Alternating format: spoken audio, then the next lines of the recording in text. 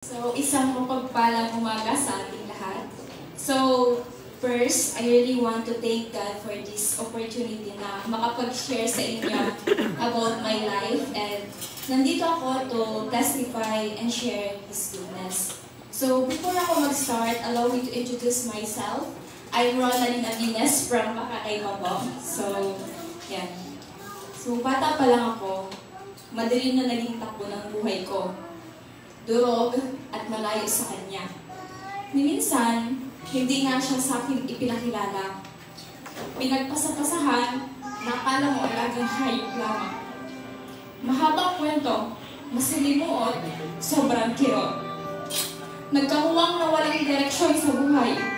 Halos lahat ng bagay, gawain, lahat iyon tama para sa akin. Bawal pakialaman, bawal diktahan. Ganyan na ganyan ako noon.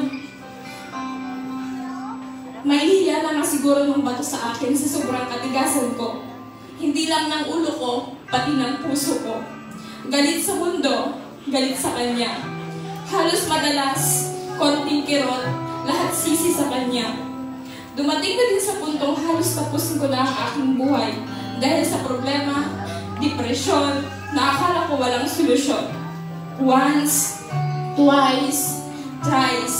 See, halos maraming beses ko nang gustong tapusin ang aking buhay dahil sa mga negatibong tumatakbo sa aking isipan. Lagi kong sinisisi ang Diyos. Sabi ko, bakit mahirap pang ibigay yung pamilya na ninanais ko?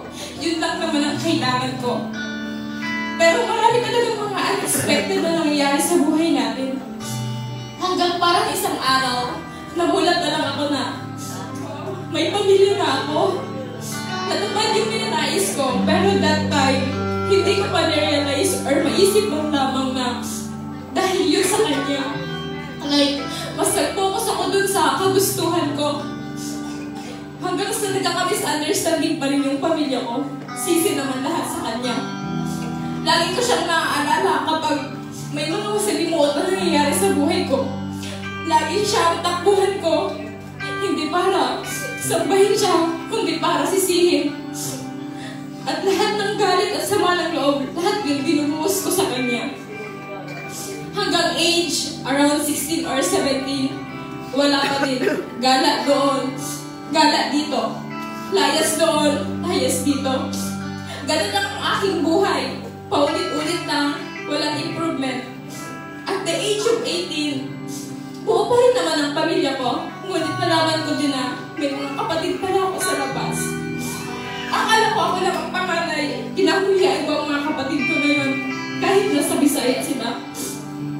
Nag-aaral ko ako sa college, sa Dr. Bilanting Kasaul. Candidate for honor to this lister.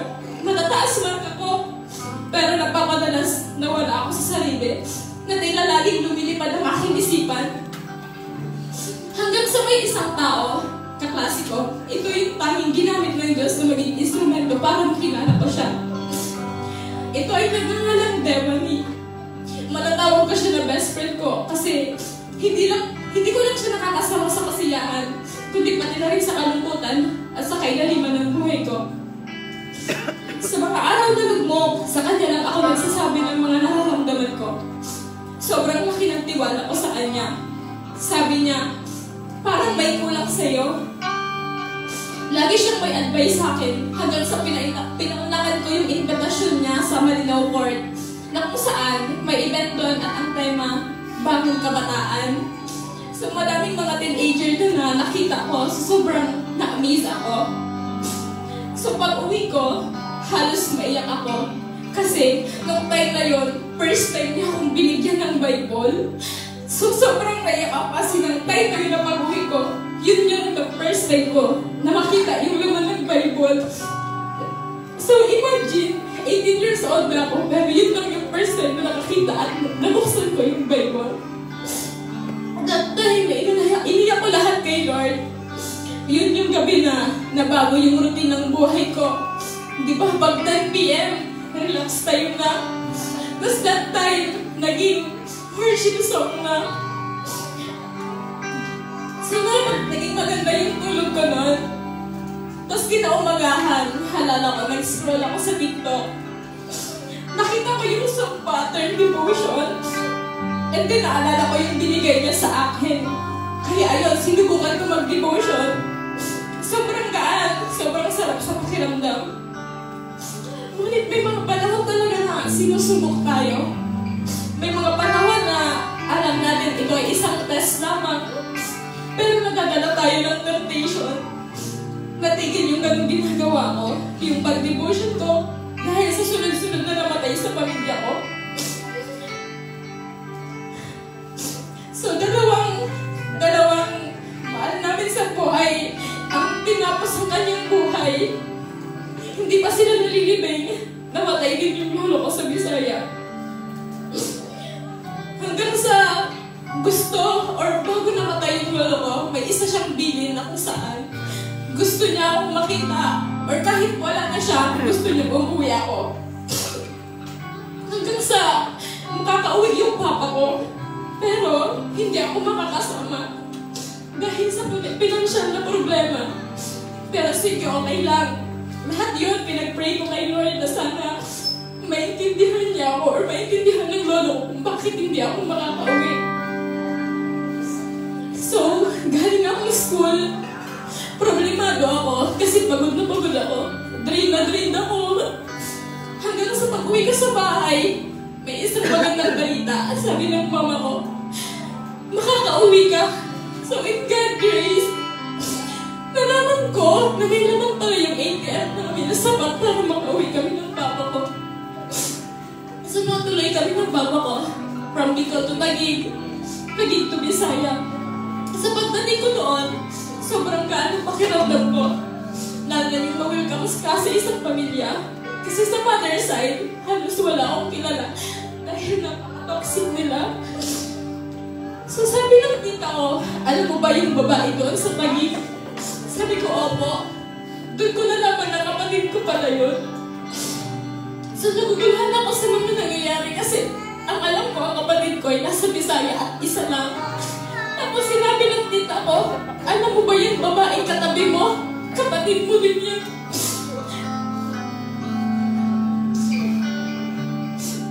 So sa mga panahon yun, hindi ko alam, hindi ko maisip, o hindi ko magawang magalit sa mga kapatid ko na yun. Kasi nung panahon nga, nasa Taguig ako, yung kapatid ko na yun, siya yung nag-share sa akin ng word ni God. Pati na rin yung kapatid kong nasa Bisaya. Grabe yung pagpapahaligan nila sa mga salita ng Diyos. Nung mga panahon yun, hindi ko pa alam kung totally okay na ba ako. Kasi parang dinilig na ng Diyos yung panalangin ko na sana mabuo yung ulan. Dahil doon, pag uwi ko sa Bisaya, doon ko mas nakilala yung Diyos. Dahil sa mga ate ko, sila yung nag-encourage sa akin na mag-church ako. Yan yung first time ko na makapasok sa ganyung church. Sobrang saya, sobrang gan, sobrang sarap sa pakiramdam. So, nung makauwi na ako dito sa Bicol, hindi pa din ako makumupon. Tapos iniisip ko, sana ako mag-church. Gusto ko mag-church. Sana makahanap ako. Tapos pinag-pray ko kay Lord na sabi ko, Lord, mag-birthday na ako. Kahit bigyan mo na lang ako ng church. Bigyan mo ako ng church mate. So one time, inaya ko ng mga kaibigan ko na mag-milk tea. Tapos may mga quote doon na kung saan, lahat yun is word ni God. Tapos may salita doon na word ng Christian mismo. So naisip ko, paano kung mag-church, ay mag-search kaya ako sa Facebook ng Christian Church around Tabaco. Tapos yung pag-search ko, yung lumabas, itong night church. Tapos nag-message ako sa page. Pero i-disco ko talaga yung page na yun and sobrang sarap at sobrang gaan talaga kahit nasa Facebook alam. So, August 4, Sunday nun, tanda ko pa. Hindi ko alam, pero alam mo yun, yung parang nagpupusoy, gumagalaw yung mga paa ko hanggang sa narating ko tong church na to. May nagtatanong nga sa akin na, buti hindi ka napunta dun sa kabila. Pero hindi ko din alam talaga kasi dito ako dinala ng Diyos. Nung pagpasok ko dito, grabe yung presence. Kakaiba yung presence namin ko. Sobrang payapa. Nung Pagpasok ko pa lang sa pintuan, ramdam ko na agad yung pag-welcome sa akin nila ate. So, umupo ako malapit sa may hulihan at nakatabi ko dun si Abby, na kung saan nakilala ko siya sa mismong araw na yun. Tapos nung nalaman ko na Abigail pa lang pangalan niya, natawa kami. Kasi nung nag-stalk ako sa page ng Light Church, siya yung nakita kong nag-react and inis na ko na talaga siya. So hindi ko alam, pero para kaming magkaibigan ha. Akala mo ba years na ang pinagsamahan? Hanggang sa naging friend kami sa FB. And nung time na yon, sabay na din kami umuwi, nagchichikahan, at ayun, from week to Sunday, lagi na kami magkasama. Hanggang sa, finally, last August 30, nagpapagtais ako sa church na to. Hindi lang para sa kagustuhan ko, kundi dahil isa na akong ligtas. Ikaw na, magkaiba kapag sunod na yung kumilos. Siya mismo yung gumagawa ng... Totoo nga, nakakaiba kapag si Lord na yung mismong kumilos. Siya yung mismong gumagawa kung saan wala kang ibang gagawin kundi magtiwala lamang sa Kanya. Nung mga time na yun, dami kong na-realize na grabe si Lord.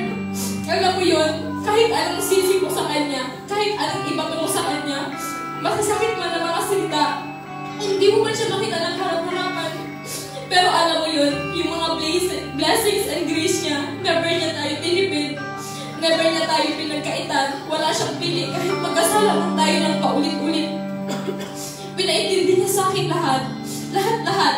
Yun yung mga rinarat ko sa kanya na pamilya, binuo niya. At tinaw, masaya na kami. Magkakasama at guna. Plot twist pa nga eh. Pinakilala niya sa akin yung mga ate ko at naging dagdag yun sa pamilya natin. So lumaki yung pamilya namin. Yun yung prayer ko na church. Yung church mate. Binigay niya. Hindi ko na nga din magawang kamuhian ng mga kapatid ko. Hindi ko na rin siya magawang sisihin sa mga bagay na nangyayari sa life ko. Tinitay ko lahat yon ng mga challenges na kung saan kaya ba itong magpasan sa tulong niya sa pagtitiwala lamang sa Kanya. Totoo nga yung nakasaad sa Bible verse na Isaiah 60 verse 22 na when the time is right, the Lord will make it happen. May mga bagay na hindi pa talaga binibigay sa atin ng Diyos, lalo na kung may mga dapat pa siyang ayusin at ipaintindi sa atin. Kung babalikan ko yung nakaraan ako, I'm proud to say na malayo na akong makabalik sa dating ako. He mentally healed me. Tulad nga sa lyrics na, He healed my heart, He changed my name. Forever free, I'm not the same. I thank the Master and I thank God. Yung journey ko is a testament to God's grace and faithfulness. It's all God's